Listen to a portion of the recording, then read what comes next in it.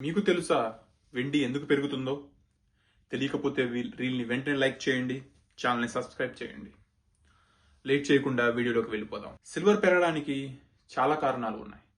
దానిలో మొదటిది China.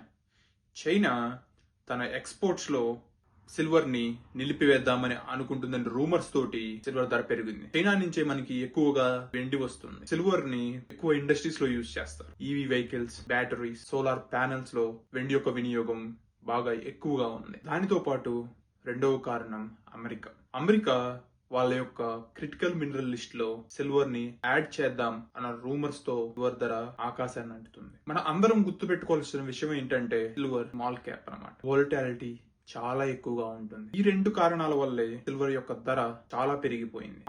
America critical mineral list mid జనవరికి అప్డేట్ అవుతుంది. ఈ రెండింటిలో ఏది జరగకపోయినా సిల్వర్ యొక్క ధర భారీగా పతనం అవుతుంది. ఆల్రెడీ సిల్వర్ ని చైనా నిలిపివేసిందన్న అని కొన్ని వార్తాపత్రికల్లో కూడా ప్రచారం అవుతుంది. కానీ వాటిలో నిజాలు లేవు. చైనా ఇప్పటికీ అఫీషియల్ గా ఏ అనౌన్స్మెంట్ ఇవ్వలేదు. కానీ మనందరం గుర్తు పెట్టుకోవాల్సిన విషయం, సిల్వర్ ఒక స్మాల్ క్యాప్, ఒక కమోడిటీ. దానికి స్టోర్ వాల్యూ లేదు. ఎక్కువగా బ్యాంక్స్ సిల్వర్ ని కొనవు. సిల్వర్ ని ఫ్యూయల్ చేస్తుంది ఇండస్ట్రీస్, ఇన్వెస్టర్స్ మాత్రమే. ఒకవేళ సిల్వర్ బాగా పెరిగిపోతే దాని యొక్క భారం ప్రజల మీద పడుతుంది. ఇన్ఫ్లేషన్, కార్స్, మెయిన్ గా EV cars, solar panels, batteries ధర భారీగా పెరుగుతుంది. కానీ ఇది ఎక్కువ కాలం కొనసాగుతుందా అంటే ముమ్మాటికి కుదరదు. ఎందుకంటే సిల్వర్ ధర పెరుగుతుంటేనే ఇండస్ట్రీస్ సైడ్ వాళ్ళ యొక్క ఎక్స్పెరిమెంట్ స్టార్ట్ చేస్తారు. సిల్వర్ ప్లేస్ లో మనం ఏ మెటల్ నైనా రీప్లేస్ చేయొచ్చా అని. ప్రస్తుతానికి సిల్వర్ యొక్క ప్రాపర్టీస్ ఏ మెటల్ తో రీప్లేస్ అవ్వడం లేదు. అది జరగడానికి కొన్ని సంవత్సరాలు టైం పడుతుంది.